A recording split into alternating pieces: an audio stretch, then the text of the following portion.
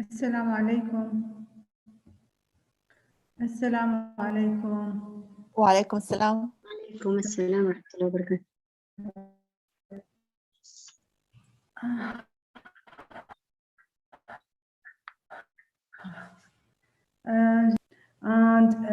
Welcome for everyone here in this session. I think this is the last session for today.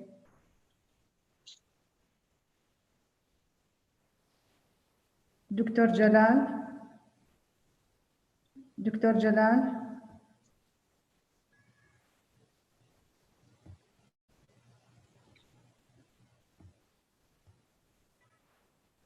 السلام عليكم ورحمة الله وبركاته. وعليكم السلام. دكتورة هدى.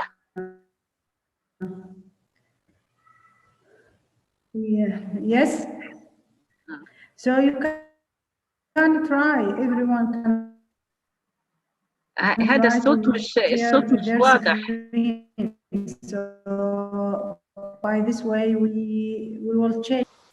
صوتي مو واضح. صوت my voice it is not بيقطع clear. Why? الصوت مش واضح. بيقطع. I don't know what is the problem. okay. Yeah. So for now it is clear now. هاي لازم تتكلمي علشان نعرف إذا كان كلير أو لا. Okay, so hello everyone, good afternoon. I would like to welcome you. يعني شوفي هو في الأول hello good afternoon for everyone. For women in science. كده الصوت راح.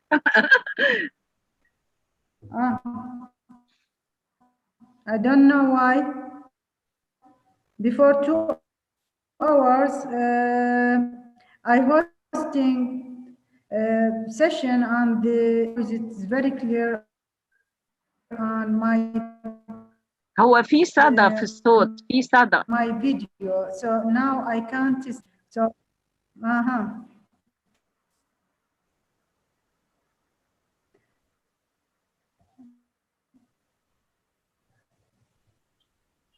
Okay. So now it is clear. It is clear now. أعتقد. هو بس احنا جروب لوحدينا يعني دول 10 وحاليا احنا لايف ولا اونلاين؟ No, it will be live and the session it will start at 6. So there is 10 minutes before we started. تمام. Yeah. So for now, please, each speaker, can you check your screen? You want to be open the camera?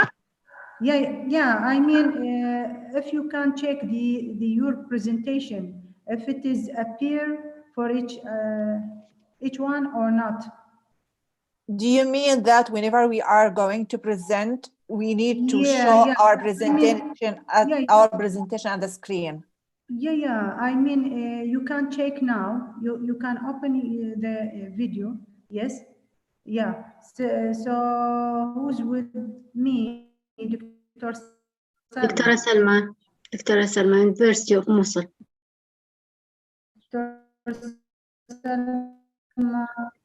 Yeah. The fourth presenter for today. So that's good because I want each of the speaker to check their screen if it is shared or not. If there is any problem, so we can solve it. I see. Maybe the problem in your position or maybe from the webinar. I don't know. So, Dr. Salma, now your screen is very clear. So, yeah. It's a screen, but when I try to open. Yeah, my screen is on now. Yeah, that's good. That's good. And Dr. Abdul Bashir, Dr. Zahra, and Dr. Najiba. When I tried to open my camera, he told me the host closed it. No, Dr. Muna. I don't know what is the remote. لما باجي افتح الكاميرا بيقول لي الهوست لا يقبل. بروفيسور منى. No.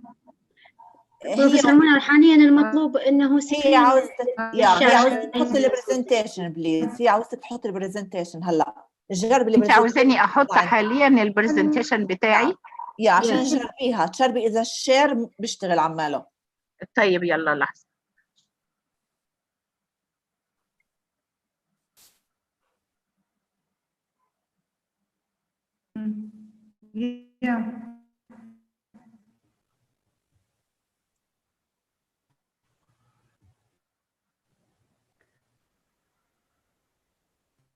طب انا اوريدي فاتحه الملف اللي انا هعمله شير، بس لما بكبس على اني اعمل شير ما بيقبل. بروف منى why هي coming screen or without a board or iPhone iPad like that not coming my file. So okay, so close the link and open it again. Try to close and open and so by this way you can solve your problem. I don't know. Dr. Jalal, hello. Hello, Dr. Huda, how are you? Yeah, Hi. I'm good. Dr. Jalal, he will be the co-moderator. So maybe if you have any problems, he can solve it because he's in the Kurdistan now, and I'm far away from the conference places. So yeah, so don't hesitate if you have any problem, please. You can ask here before we started. We have 4 minutes before we started. Okay, so Dr. Amina, now your presentation, I can see your screen. You can see it now? Yeah, I can see. So you can close the video, please. And the other presenter can check, for example, Dr. Abdul Bashir and Dr. Najiba. I don't know if she is with us. Dr. Abdul Bashir is not in yet, I think. I don't see it. Yeah. I can see it.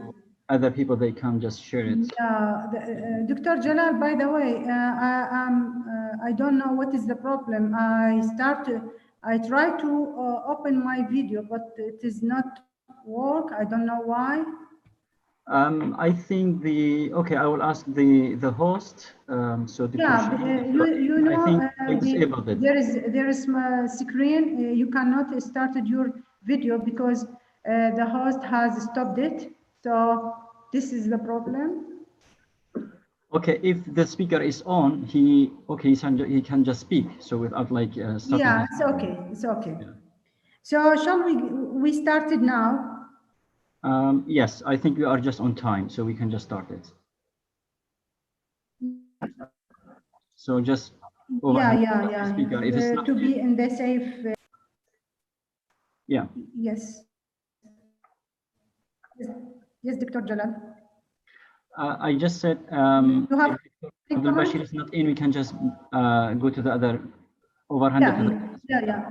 We can start with the second. Yeah. We can start with the second. دكتورة هدى الصوت يتقطع. صوتي ينقطع صح. I believe in her, she's saying that we can start with the second one. Yeah. Okay, so Dr. Huda is leading the meeting, so it's over. Sorry. Up to her.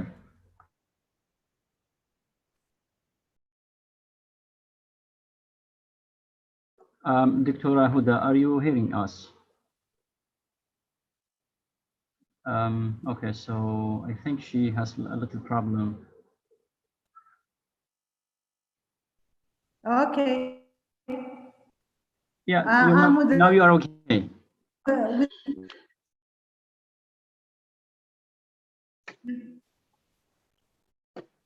Dr. Jalal?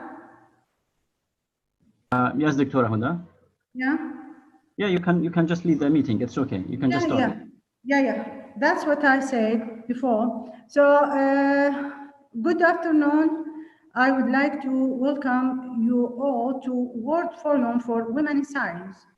First of all, let me introduce myself. My name is Dr. Huda Al-Hassan from Babylon University. I will be hosting for this presentation, the session under title Multidisciplinary Research. And the speaker who present their topics today will be Dr. Abdul Bashir, Dr. Amira, Dr. Zahra, Dr. Salma, Prof. Mona, and Dr. Najiba. So we will start with the first speaker, Dr. Abdul Bashir, and if he's not with us for now, we can start with Dr. Amira. So she will present her topic under title Barriers to Disclosure of Domestic Violence in Health Service, a qualitative interview-based study. Dr. Amira Shaheen, she worked on enhancing the response of healthcare system to gender-based violence. Dr. Shaheen, she returned to, after she completed PhD in epidemiology and population health from London School. She started in Palestine on 2011. She's working at Najah National University as an assistant professor.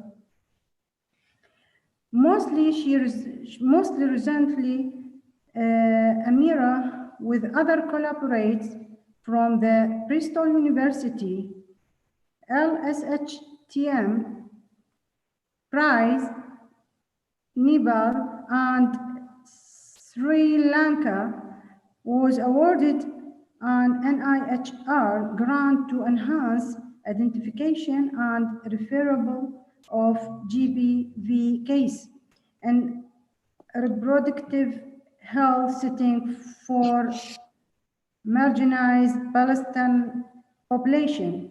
On 2019, Dr. Shaheen was awarded the OWSD Al-Safir Award for Early Career Women in Science in developing countries.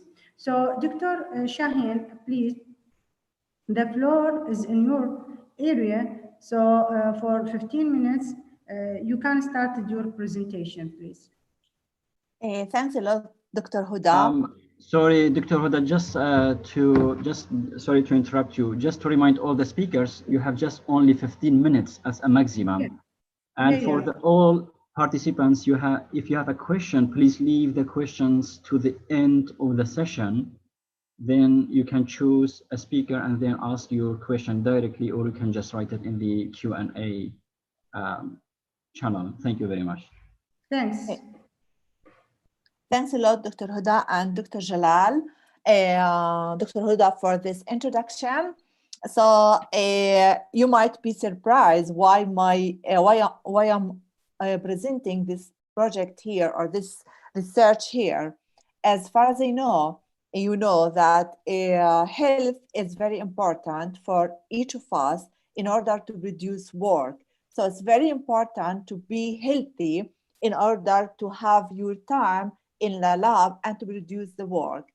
So that's why this project or this research is coming under the multidisciplinary approach of this important conference.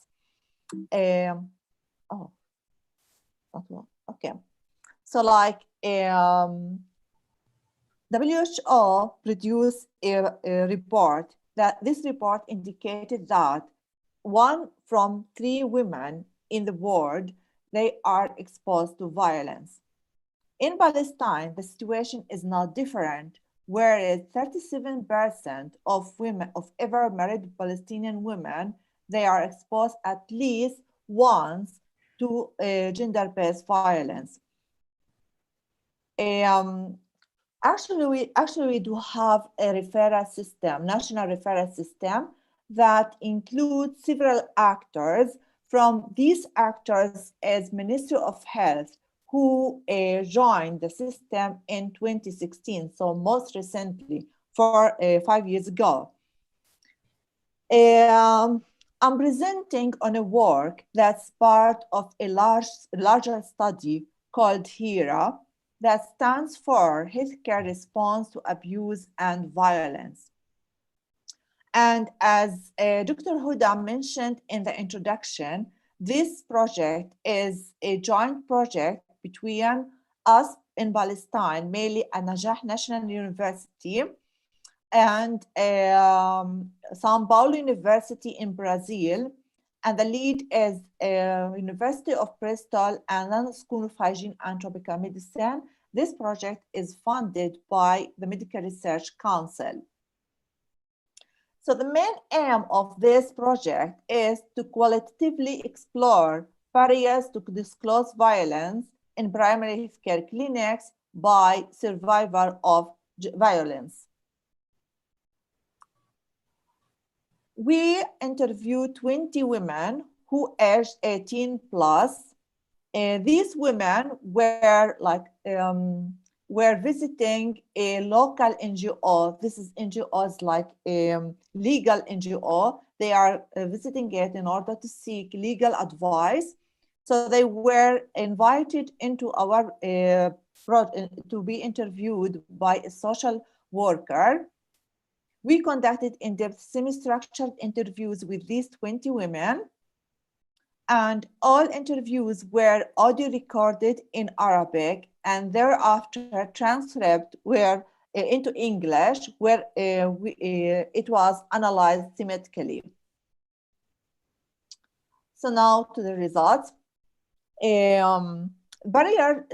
Barriers reflect on 3 levels. Like we thematically group the barriers into 3 levels. The first level is individual level, and we mean by individual level at the level of the survival and healthcare services. So we asked the survivors about how they view the healthcare services and the services that are provided to them into the primary healthcare, and views about societal interaction or views around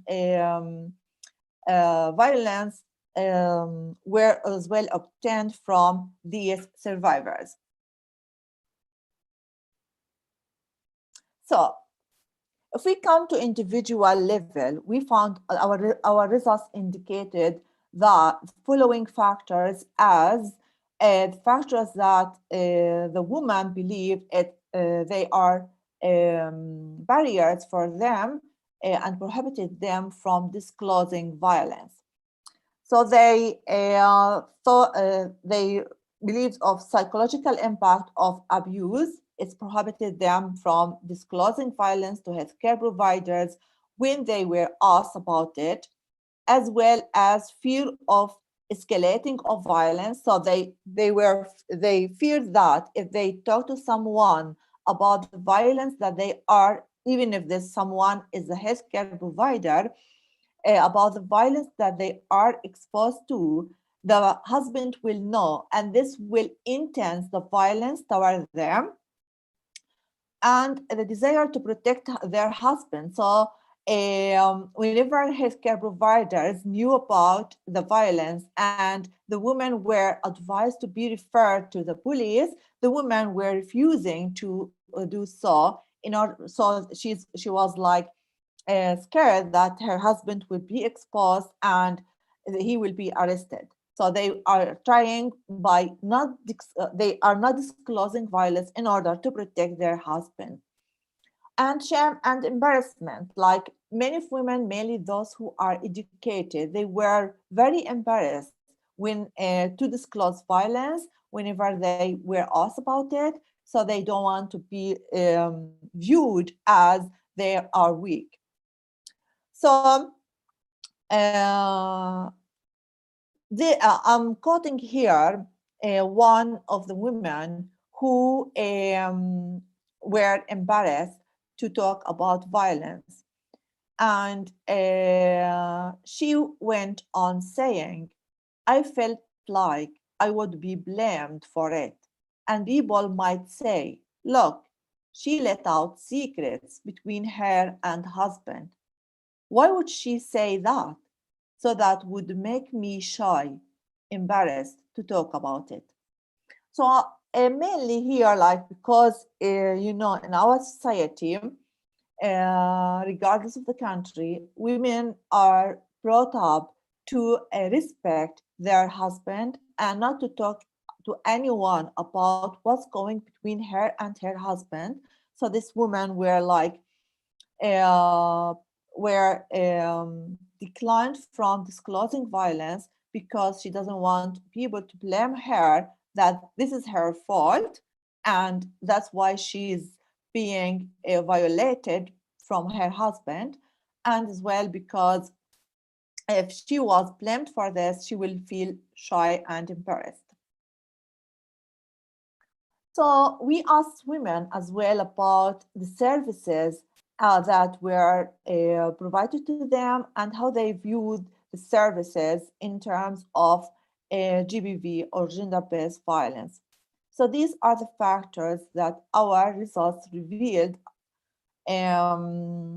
Women believe that the focus of healthcare providers is on physical health, even if they are having like it showed mental health or psychological distress. Healthcare providers won't ask about this. They only will ask about whether they are physically, I mean, whether the survivor physically are facing any problem. Some of the healthcare providers, like these clinics mainly, they are coming in areas which is where the women lives. So like many of the healthcare providers are from that area, and this discourage women from disclosing violence because they lack a trust in confidentiality. If the woman is to disclose violence, she's fair that this healthcare provider will go onto the community and start talking about that this woman is exposed to violence and the husband will know, and then this will lead to escalating of violence and lack of privacy. And this is in particular because like our clinics, most of it is very crowded, and women are overheard if they talk to healthcare providers, and this is discourage women from disclosing violence. And because of overcrowdedness of the clinics, healthcare providers doesn't have time to listen to the women in proper way. And women notice this. That's why they were discouraged from they declined from disclosing violence, because they know that healthcare providers are overwhelmed and they don't have the time to listen to them. So like I'm quoting here a woman reflecting on this specific cause, where she said, yes, I had the potential to, but I didn't feel like the doctor would listen to me if I did, because there were a lot of people waiting for a turn And other than that, she works fast. She doesn't ask about the person's state. Here mainly the survivor is referring to the mental state, her mental state. So the doctor doesn't ask about this, though it was notable that this woman was not happy and she was very depressed. And she was expecting the doctor to ask about this, but the woman didn't. The doctor didn't. The doctor just wanted to make the physical health and finish and see the next woman and so on. It was just an exam for the fetus. So this woman was pregnant actually. And violence against women increase while women are pregnant. And that's it. Work is done. So like these 4 factors were revealed as well as societal factors. So like how the society is viewing violence against women and how this influences the women ability to disclose violence while in primary health care. So like most cases of violence are seen in the society as normal. So the mother will say, if the women go to disclose violence to her mom, the mom will say, well, I went through the same thing. So this is normal. This is a normal issue to happen between the wife and her husband, or even like other relatives to the husband. And so normalization of violence, fear to lose children. Many women, they wanted to just only leave their perpetrator, but they couldn't because their families were like, okay, if you want to leave your husband, you need to leave the children to him. We are not responsible about growing up his children. So this will discourage women from like disclosing violence and from leaving the husband so as not to lose their children. And being abandoned by society. And this is in particular, we heard it from women who were scared from getting divorced because they believe that the society will look at them as like a low person, as like not respectful women because they are divorced now. So they were like, they didn't want to be abandoned by the society, so they choose to live and continue living with their perpetrator. And stigma, again, because they will like pointed at, society will be pointed at them because they just disclose the violence to other, like who are not, to healthcare providers. And this should be not the case because they need to respect the relationship between her and her husband and not to let talk anything going on in this relationship to a foreigner, which is in this case the healthcare providers. So I'm quoting here a woman who's fearing to lose the children, and she's telling us that she doesn't want to leave her perpetrator because of her family. If I divorce, don't want me to keep his children, and I don't want to lose my daughters. If I lose the children, I will suffer. So if we look at implication, and I need to remind you all that worldwide gender-based violence during pandemic was increased, and all reports from all over the world, not just only like in the East Mediterranean region, but all over the world, showed that the pandemic effect on GBV led to increase of GBV. عبرت ربع ساعة مالتها. Sorry, is it like 15 minutes? Did I finish it? Yes, I just said in the beginning, yes, you have just only 15 minutes. Okay, so you can just go to the most important thing and then finish. Okay, okay, I'll do over it. to Dr. Huda. Okay, thanks. So like the most important thing that these interviews would help us to train healthcare providers how to ask sensitively about gender-based violence in a private setting rather than exposing the woman. And it's very important as well to remind healthcare providers that they need to reassure survivor that her talk with him or her will be confidential and no one else will know about this talk unless the woman permits this. And as well, it's very important to pay the attention of healthcare providers to the different types of violence, and not just only the physical violence, but most common violence actually is like psychological violence. And as well, in terms of Palestine, it's very important to clarify the rules of healthcare providers in terms of the national referral system and what's the role of healthcare providers within this national referral system that contain many actors in it. So, thank you for listening.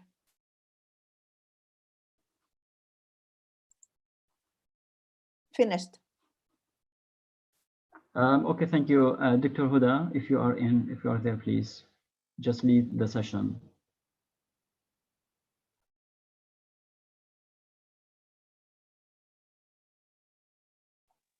Dr. Huda.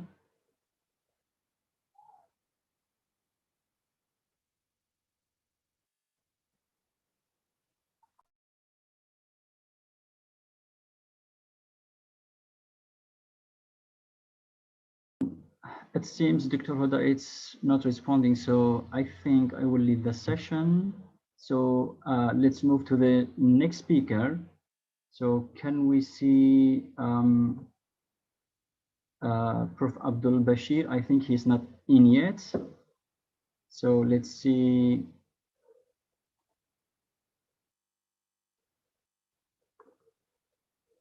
Dr. Salma.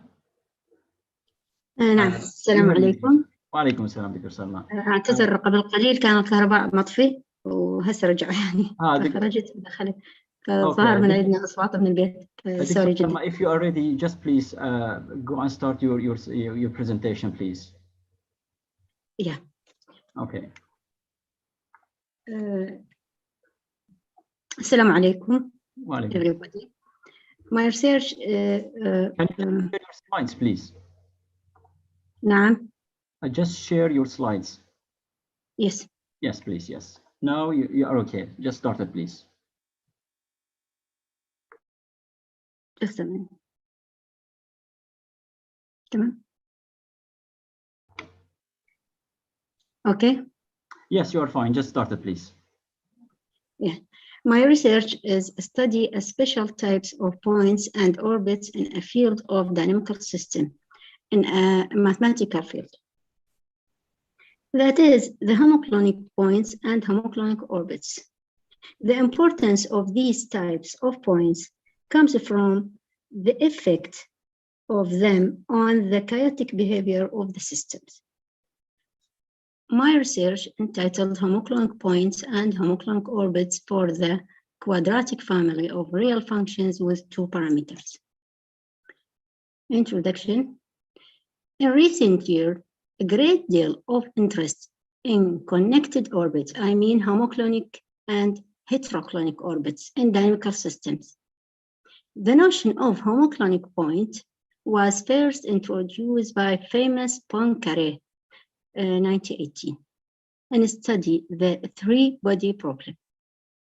The concept of homoclonic orbits and heteroclonic connections plays a central role in dynamical system, especially in kinetic sets.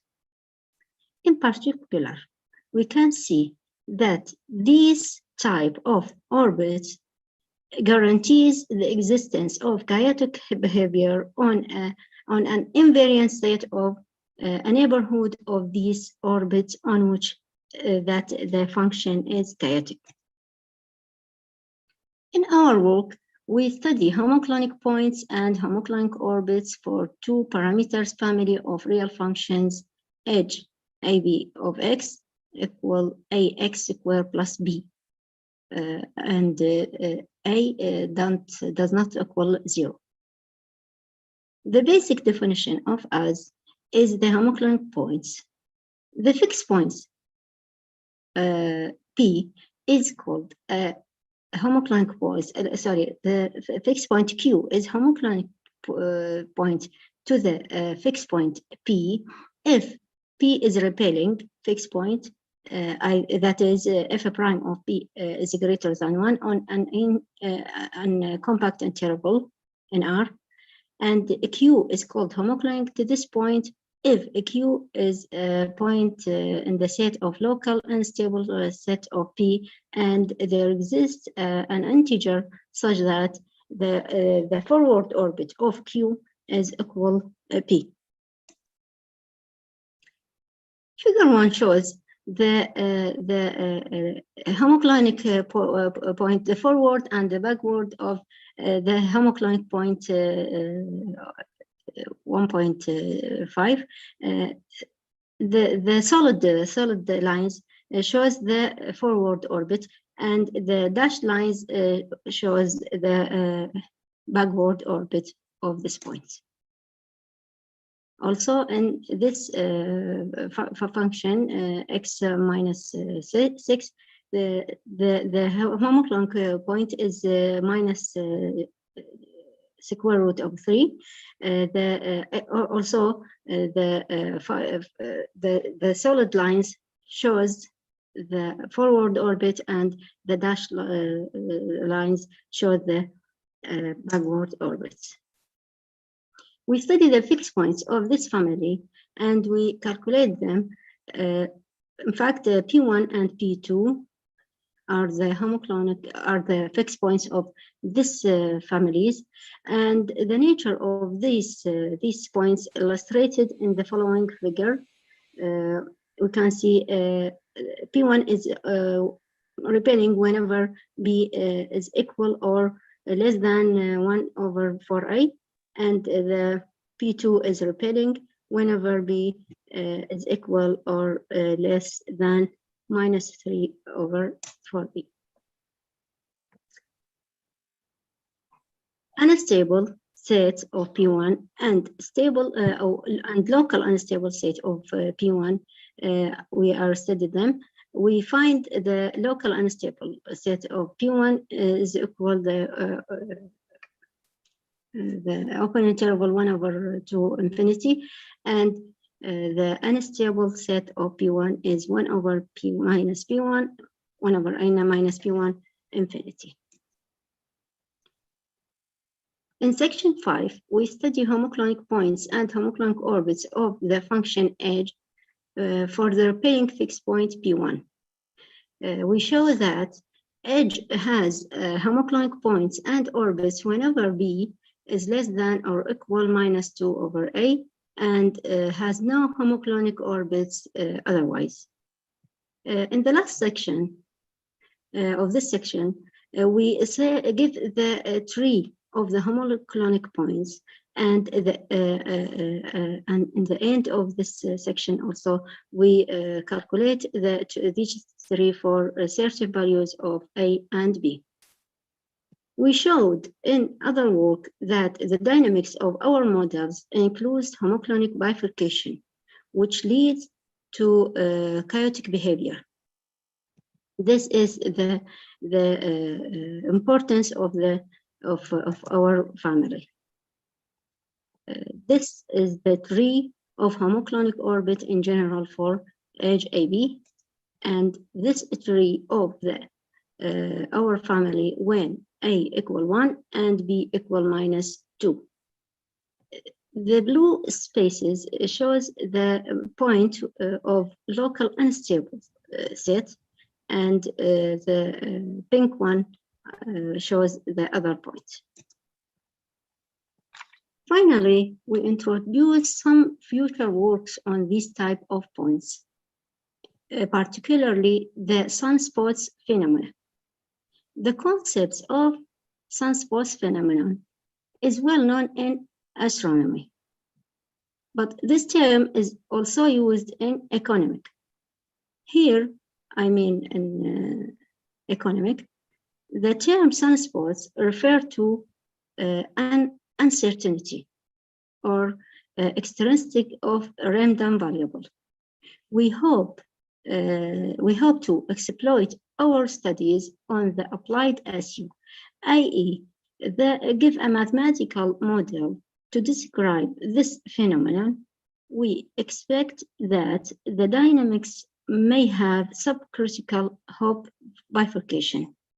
In our construction, we will benefit from the jobs of Nishimura,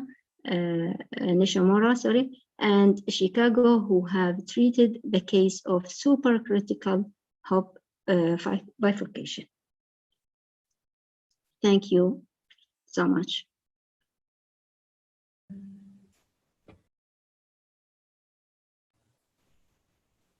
Okay, Doctor, thank you so much for your amazing presentation. Dr. Salma. Thank you. Okay, and we will move to another speaker. So go back to Dr. Zahra. Dr. Zahra. Dr. Zahra. Yes, actually. Yeah. Could you share your slides now and present your work? Yes, of course.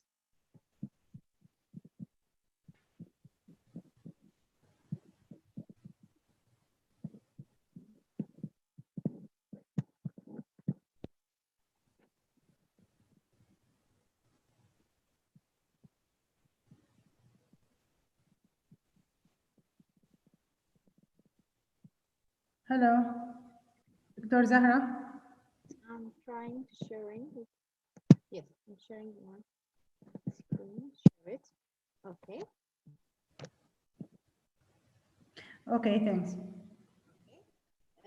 First, I would like to express my deepest thanks and appreciation to the whole organizer of Women in Science Without Borders entities, which is synchronizing with the Women's Day, Happy Women's Day for all women in the world. And Dr. Zahra, sorry about to interrupt you. Could you please loud your voice?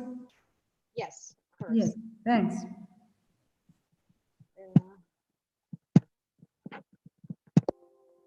Is it okay now? Thank you. Is it okay now? Yes, thank you. Yes, thank you so much, Doctor.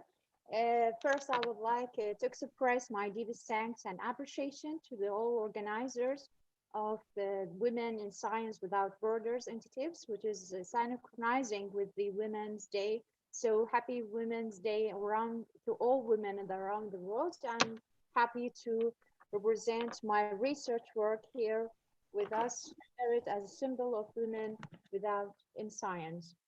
First, I would like to introduce myself. My name is Dr. Zahra Kamel Zidan. I'm an assistant professor, doctor in Al Nahrain University, College of Biotechnology, University of Al Nahrain. The title of my research is about the immunohistochemical detection of positive CD133 cancer stem cells in colorectal cancer clinical samples. As introduction, I want to share the aim of my study, which is aimed for investigating the use of immunohistochemistry analysis for detection of cancer stem cell using CD133 as the surface markers for these cells in the clinical samples from Iraqi patients with colorectal cancer patients. The detection of these cells would be helping in the tumor mass, would help in the targeting therapy of these cells, especially in the case of colorectal cancer resistance against the therapy. In this slide, we can see the major problem of treatment of colorectal carcinoma is the resistance of some cells within the tumor mass, which can show the resistance to the chemotherapy. The positive cells with the positive marks are the cancer stem cells. As we know, there are two types of cancer cells. There are normal cancer cells, the usual type of cancer cells, And there are cancer stem cells and cancer at the same time. The positive markers showing the targeting treatment for these cells can resist the chemotherapy. So they are the reasons why the patients undergo relapse or recurrency of the disease after taking the chemotherapy or the radiotherapy. So after short-term period of targeting therapy, these cells can be de-existing, and we can get rid from these cells and eliminating the recurrency of the disease in the patients. As introduction, we know little about colorectal carcinoma. So let's know more about this disease.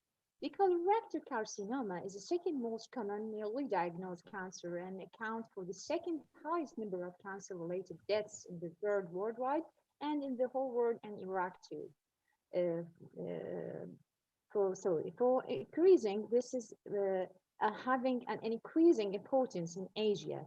So it raises the cumulative effects of inherited genetic predisposition and environmental factors. The genomic instability is integral part of the transformation of normal colonic of rectal mucosa in the carcinoma. The major problem of treatment of colorectal cancer is the rising resistance against the therapy, as well leading to the major cause of relapses, the disease.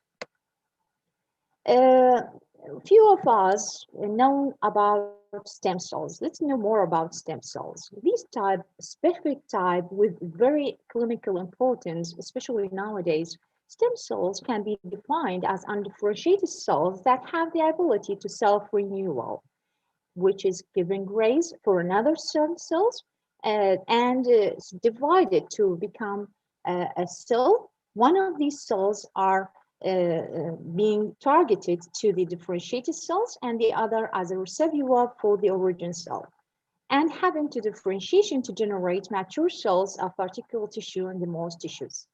Stem cell divides to form either another stem cells or a progenitor of the differentiated cells, as we mentioned before, needed or guided by the body through a bunch of growth factors, which is regulating the stem cell differentiation. But if anything wrong, which is actually the reason why I'm using this type of why I do my research, anything wrong during the division of the stem cells, at the molecular level, of course, through stem cell division, divided stem cells can be guided through different pathways to form cancer stem cells, which is the major problem here.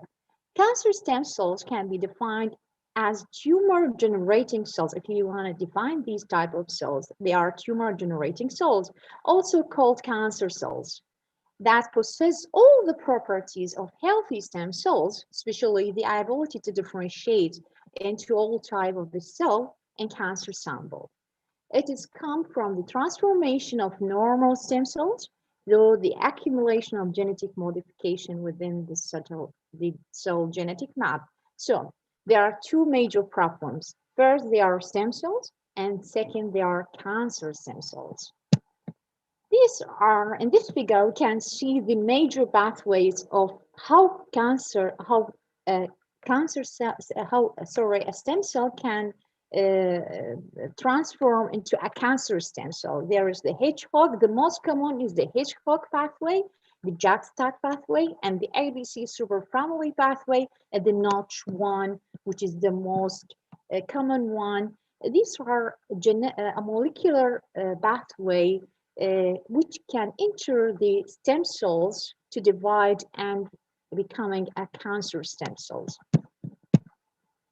The main differences between stem cells and the cancer stem cells are the tumors may often originate from the transformation of normal stem cells. Similar signaling pathway may regulate the cell renewal itself in the stem cells and in the cancer stem cell as well as.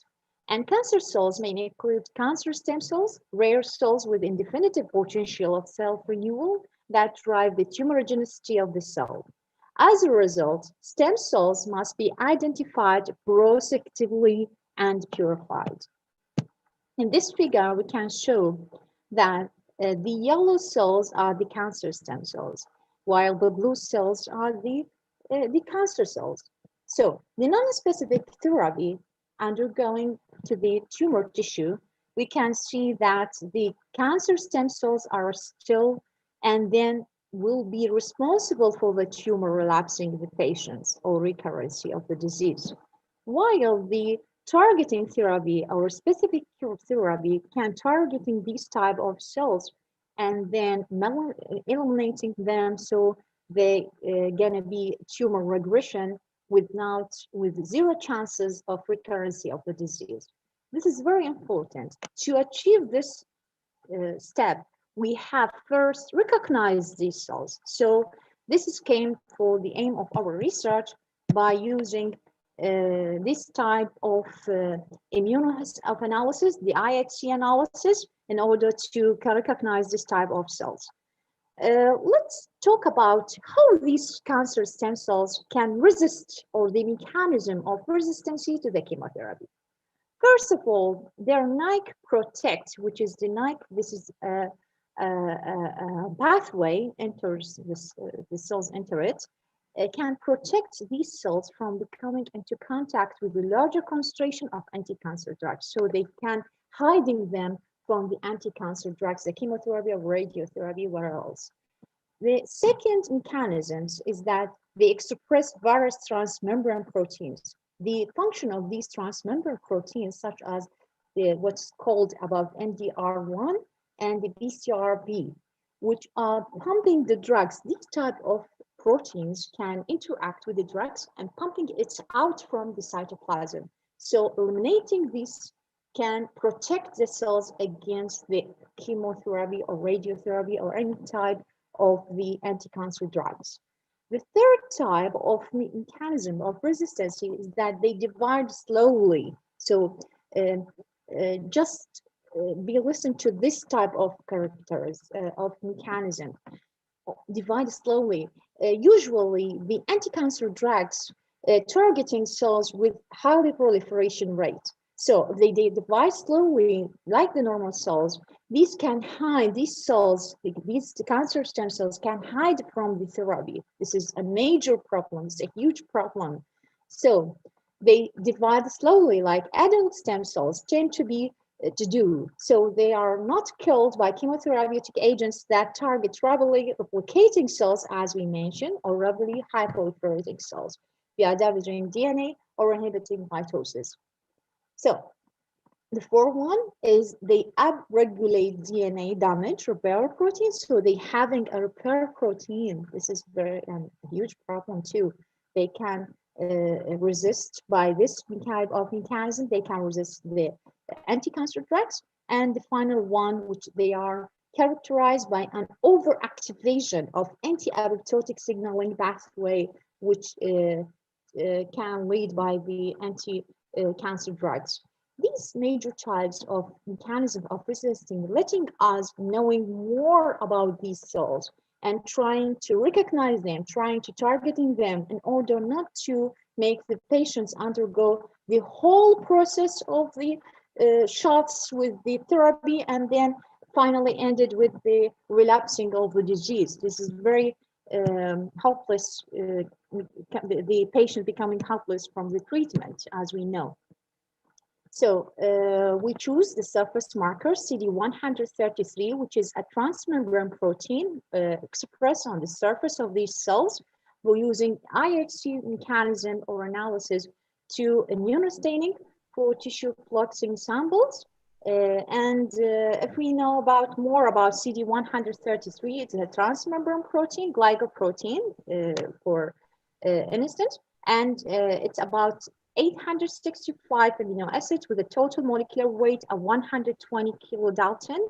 This protein consisting of internal extracellular domain of transmembranous domain with two large extracellular loops. This is a full characterization for this type of protein. So, Dr. Zahra, sorry, you have 2 minutes left. I just to the methodology. Yeah, you can show just the important slides in your presentations. Yes, this is very important. Thank you. but it's very important to give the whole idea or the complete sense to the audience. So the sample and then the paraffin embedded were the histological resections, and we use the IHC mechanisms. We will go to our results. Our results show for the clinical pathological parameters showing the high expression for this type with the aging, the grade, the tumor location, and the type. The most, about 70% was adenocarcinoma, and 30% was mucoid carcinoma. The tumor were very high, 70% in the colon and 30% in the lung, with high significant differences among the group. We have 3 types of group: the newly diagnosed group with 20 patients, and 20 patients with a relapse group, and 20 patients with the resistance group. In this kind figure, we can see the H&E histological sectioning for the newly diagnosed patients with hemorrhage and hyperplasia, and the condensation of chromatin within the nucleus, showing the cancer cells within the tissue. The H&E histological section for group 2 or relapse patient also shows the glandular tube for the histological section. And we can see here the group 3 or the resistance patient showing a high necrosis and severe hemorrhage, for the tumor cells were extending right from the luminal surface and over the left towards the nucleocalcium procrea. In this slide, I just summarized this. They have a huge number of pictures. I will summarize with these 2 pictures. We can see the high expression of CD133 showing the IHC staining. Here we can see the cells are completely stained with the DABI stain, meaning they are positive for the CD133, and the negative ones, which are the staining with the counter stain, hematoxylin stain. And this is be very important. This is my final picture. We can see the all type of the cells are positive for CD133. This is for a relapse patient. That way they are undergoing relapsing. So we use this technique for diagnosis of this type of the cells in order to helping in the targeting therapy. Thank you so much for your listening, and I'm sorry for exceeding my limitation time. I'm very sorry for that. I didn't see the time. So thank you so much. Thank you for Dr. Zahra. Thank you for your informative and interesting talk. And just to remind, if any of the attending people who would like more information about their presentation for this session and biography for the speaker, so you can access our website at http://wbuod.ac. For the next speaker will be Prof. Muna Turki. So Dr. Muna. Yes, speaking. Yeah. So the floor is in your area. So please share your slide and introduce your title, topic, and some important points in your subject. Okay, sure. أنا بكون أستاذ دكتور منى كامل تركي، أستاذ القانون الدولي العام. Could you please English? I will do, but please wait. أستاذ القانون الدولي العام الزائر بجامعة الحسن الأول وبجامعات دولة الإمارات. بكون عضو اتحاد الجامعات الدولي، مساعد رئيس اتحاد الأكاديميين العرب لشؤون القانون الدولي، المستشار القانوني لأكاديمية خبراء التنمية، ممثل الهيئة الدولية لعلماء التنمية البشرية. بنشارك اليوم بالورقة اللي بنعرضها لكم حالا، اللي هي بتتكلم لحظة.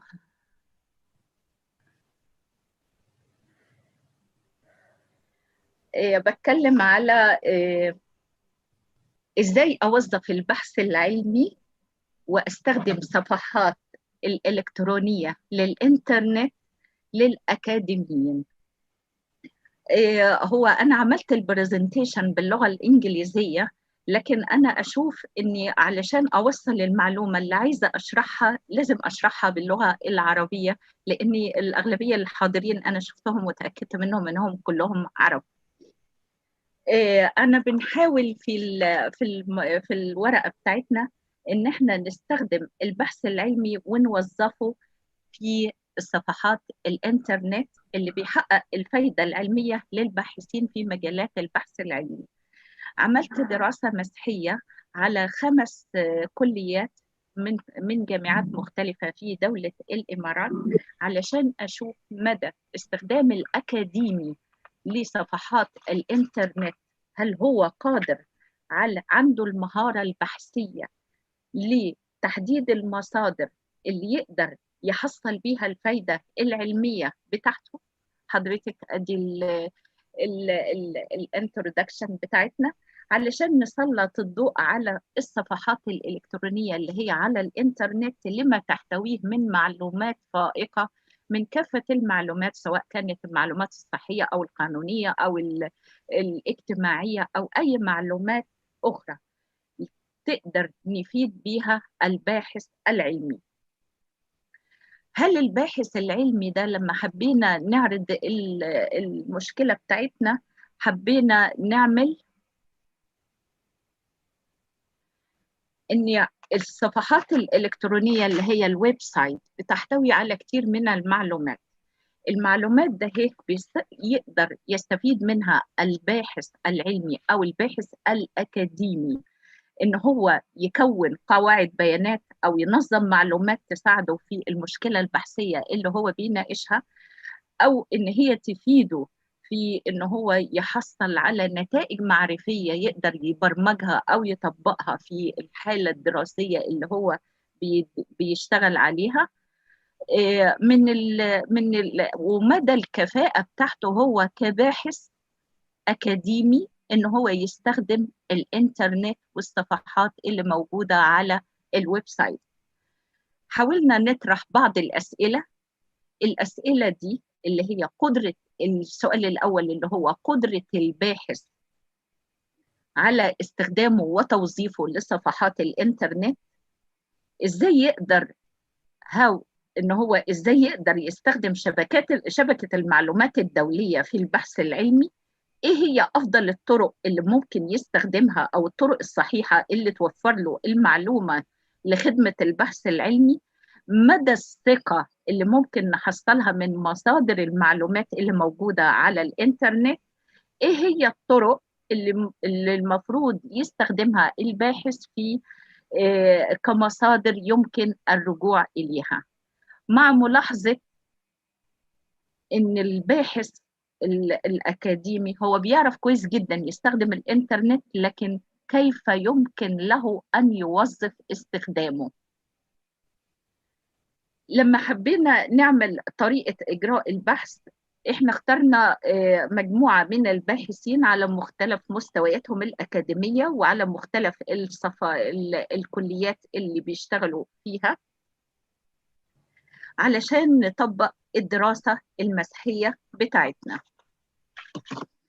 افترضنا إن هو مفيش فروق فردية، لا توجد فروق فردية بين استخدامهم في طريقة استخدامهم لصفحات الإنترنت، إنه لا يوجد مقدار محدد لاستخدام صفحات الإنترنت في البحث العلمي. إنه هو أهمية استخدامه، هل هو بيستخدم الإنترنت أو صفحات الإلكترونية في البحث العلمي بالفعل؟ هل بيستفيد الباحث الأكاديمي من استخدام صفحات الإنترنت أو بيستخدمه في أي موضوع؟ طبعا إحنا اعتمدنا في الدراسة بتاعتنا على طريقة الاستبيان علشان نطبق الأسئلة اللي إحنا حصلناها. التطبيق كان على الأساتذة اللي هم الأكاديميين وعلى طلاب الدراسات العليا. عرضنا عليهم بعض الأسئلة للإجابة. قبل ما نقول على عرض الأسئلة، أنا اخترت العدد الجامعات، اخترت من كل جامعة بعدد 200 فرد. ال 200 فرد دول متنوعين من الذكور والإناث، على أساس تكون دي عينة الدراسة من كل جامعة أو كل كلية من الكليات اللي هم عددهم 5 كليات، كل كلية بتشمل 200 فرد. كانت الأسئلة اللي فاتت لما أنا طبقنا الأسئلة عليهم، نتائج البحثية بعد ما استخدمت الطرق الإحصائية في البحث، تبين لينا إن استخدام الباحثين الأكاديميين للبحث العلمي، أنا الجداول لسه تحت شوية،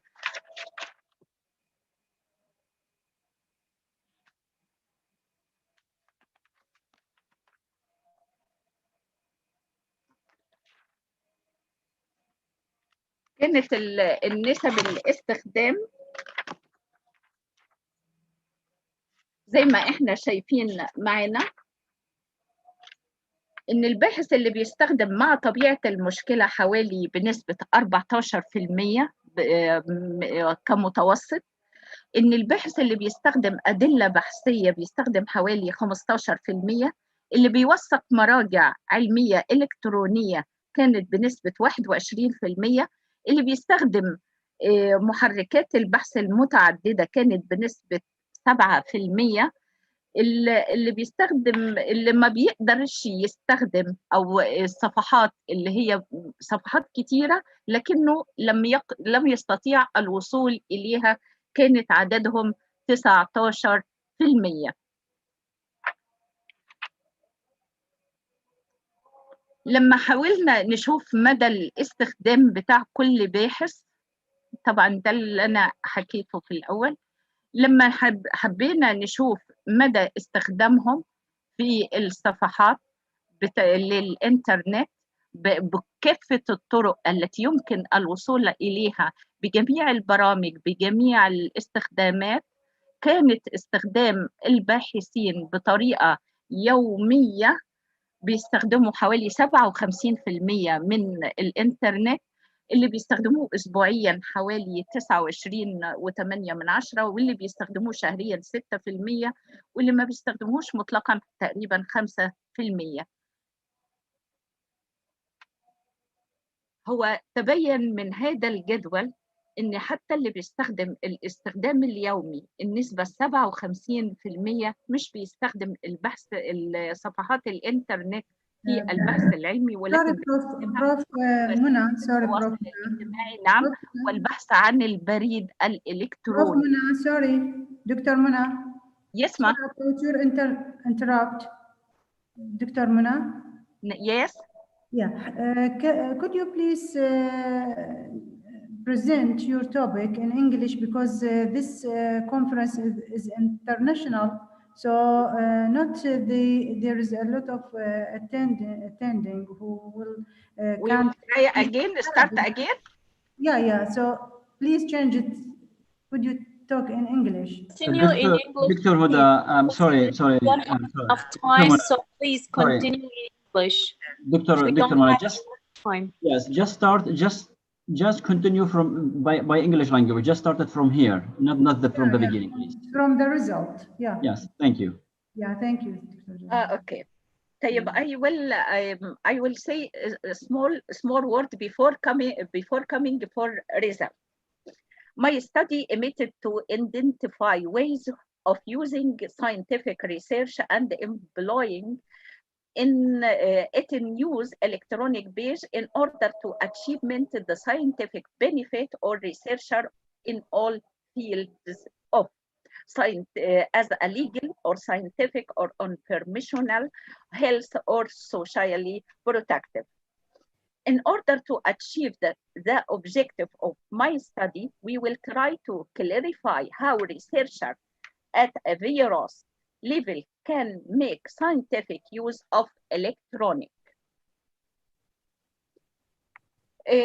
My research problem for it coming about internet-based are means obtaining and storing information, and making use of cognitive information that may contribute to development the scientific research. We note some researchers cannot access many web pages through engineers due to lack of skills in use web page in search. After we do the survey, we coming about this result. The scientific method in use to develop new knowledge. We need to develop the skills of academic and student in way of using internet page. Most of sample members use electronic page daily in various fields without scientific research. And also I got one here, it's important. Most of importers use the internet is to search for research sources. As a result of the study confirms that there is positive tender of faculty member toward. At last one, it will be the use of various search tools is very first way to fill the information from the internet. After that, we coming for our recommendation. We need to developing research skills in using the internet to serve scientific research and access the various electronic information source available on electronic page. The need of academic research to be guided by the scientific research method provided by the various electronic page. The researcher is required to test a member of engineers or a number of web pages for internet network to obtain the best result. The scientific method is standardized by a way of making through data. Use the right tools of finding the various type of information created good research by strategy and queries. أنا حاولت في البحث بتاعي على أساس التطبيق الإحصائي اللي بينته إني أغلب الباحثين الأكاديميين والطلاب بيستخدموا الصفحات. Sorry, دكتورة منى. Please, no, just speak in English, please. This is an international. خلاص أنا قلتهم إن عربي قلتهم بالإنجليزي، وأنا وصلت لكلمة thank you، قريت لك الريكومنديشن وقريت الريزلت، بس أنا كنت حابة أعرض لك إنه بالعربي اللي قاعد يسمع إحنا عملنا دراسة بحثية إحصائية على هذا الموضوع، لكن تبين إن all academic use internet page but use it without research. He used the internet pages or internet website for emails, for social media, for something looking a small word about his research. If he not got, he leave the internet. So we want to develop the academic research, develop the method for research internet page. Thank you.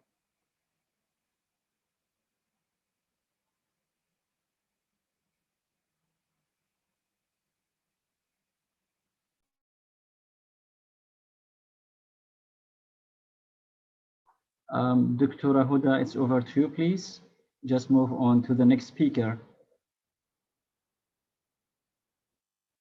Dr. Huda.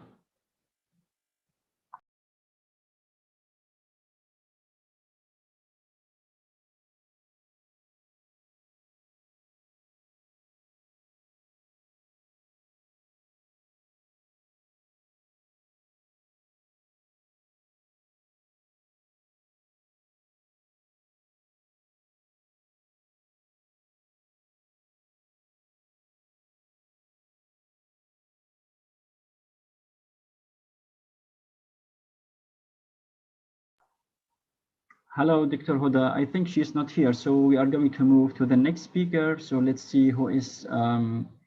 So can we? Do we have Dr. Huda? All is finished. All speaker finished. No, we have left Prof. Abdul Bashir, but I think he's not in. So.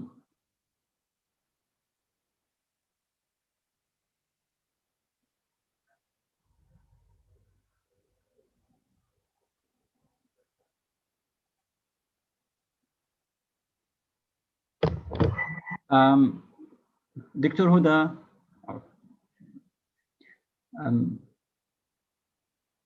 It's all is finished. Okay, can we see Dr. Abdul Bashir, please, if he is in attendances?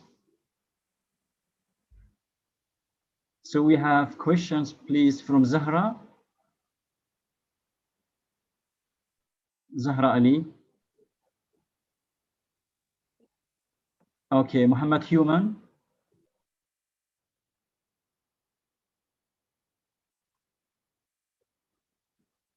Mr. Muhammad Human, if you can just unmute yourself and ask your question, because I see you've raised your hand, please.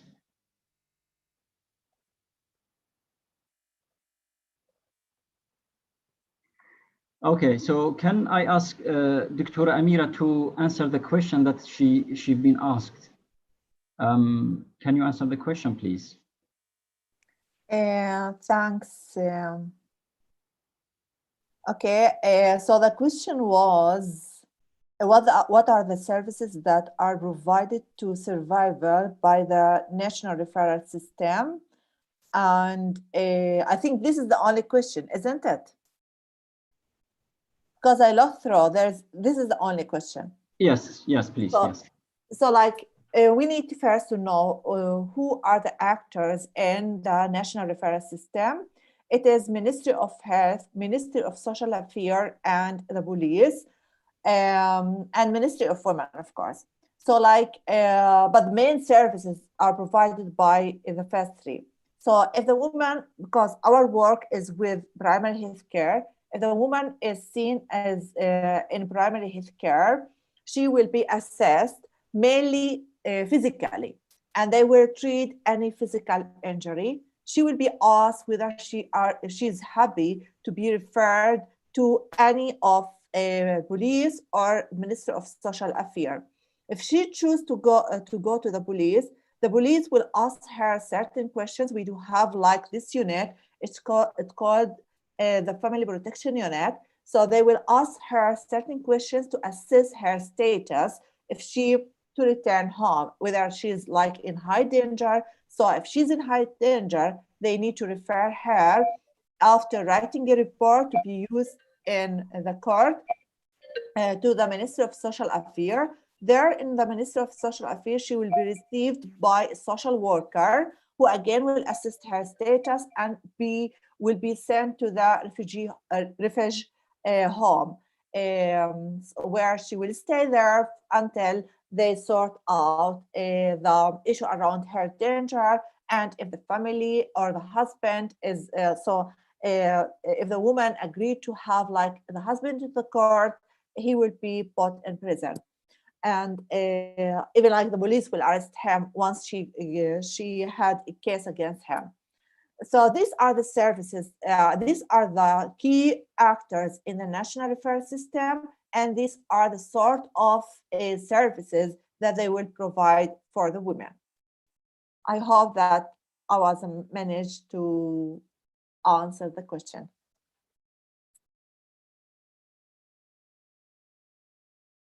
Dr. Jalal? Dr. Jalal? Hi, Dr. Amira. I'm here, but I'm just talking to Dr. Huda to check if she has a problem with the internet connection. Okay. She will be back, yes. Thank you very much for the answers, please. Thank you. Here we go.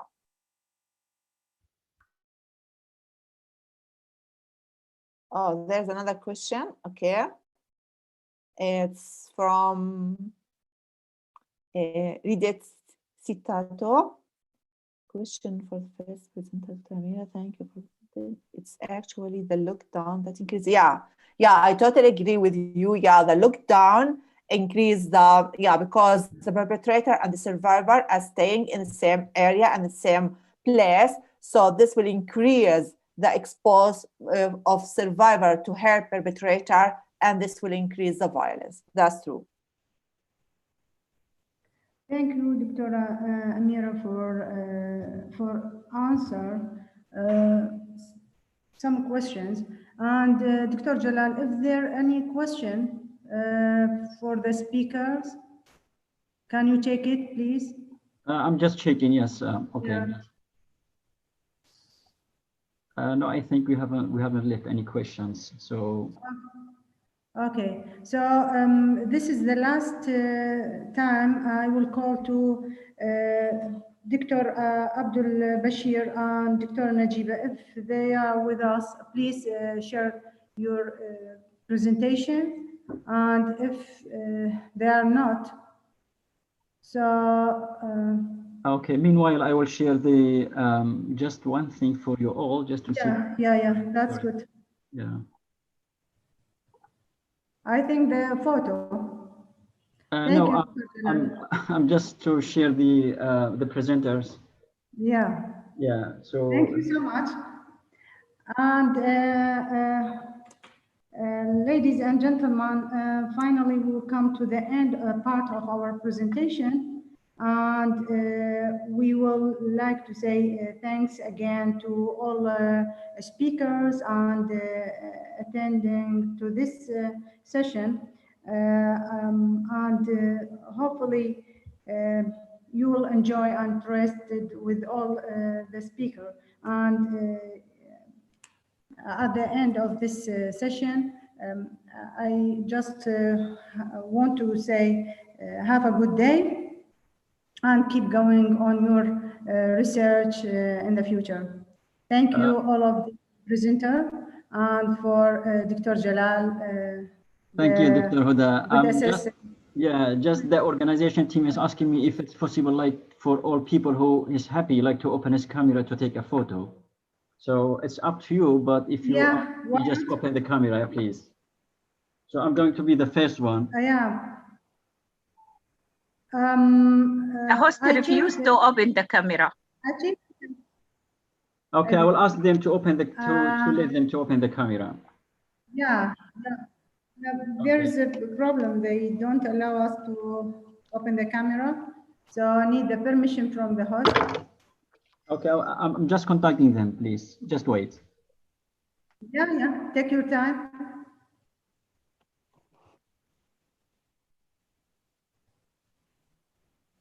You still cannot.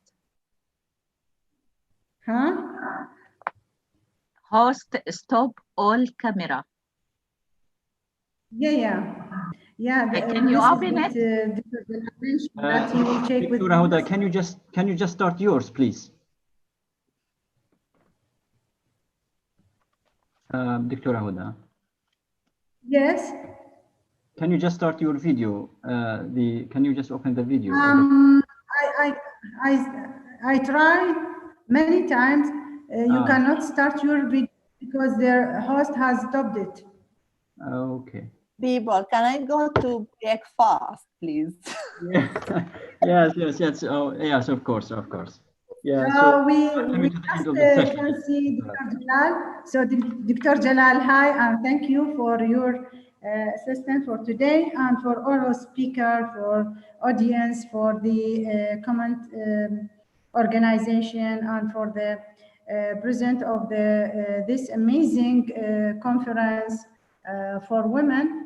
And at the end of this session, I can say Happy Women's Day, which is the last day. And inshallah, you will have, you will go to your goal in the future. Thank you very much. And now I will leave the presentation. Thanks a lot.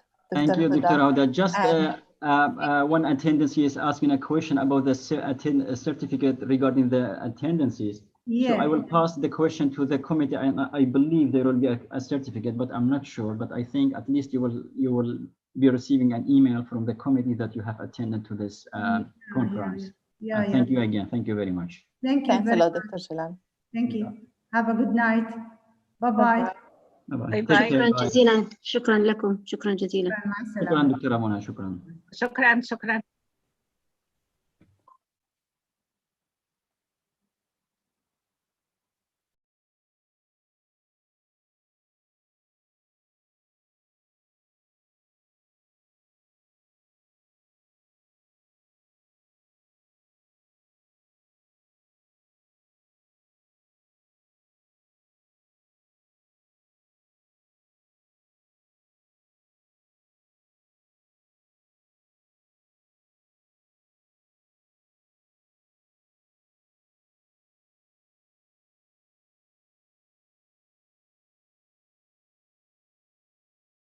Dr. Shaheen, are you in, please? By now you can just stop the recording and then finish the session officially, please. Thank you.